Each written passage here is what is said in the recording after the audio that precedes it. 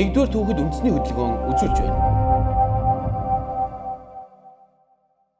Хүүхдийн амьдралын бүхэл талбарт хүүхдийн оролцоог тодорхойлох, хүүхдийн төлөө хийж буй үйл ажиллагааг хүүхдийн нүдээр харж үнэлэх, хүүхдийн санал бодлыг сонсож бодлого шийдвэр тусган хэрэгжүүлэх зорилго бүхий оролцоо төгжий үндэсний цахим чуулган 2021 оны 10 дугаар сарын 10-ны 11 цаг 30 минутаас зохион байгуулагдана. Оролцоо төгжий үндэсний цахим чуулганд хүүхдийн өөрийн удирдлагын байгууллагын гишүүд, хүүхдийн элч нар хүүхдийн хөгжил оролцоог дэмжих чиглэлээр үйл ажиллагаа явуулдаг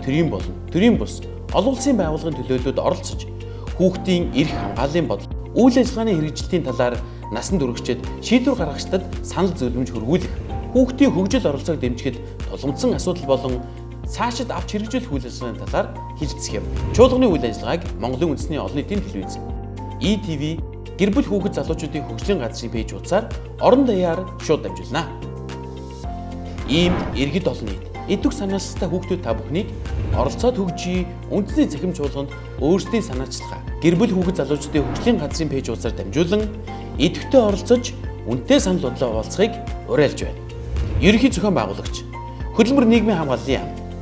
гэр бүл хүүхэд залуучуудын хөгжлийн газар, хүүхдийн хөгжил оролцоо үндэсний сүлжээ,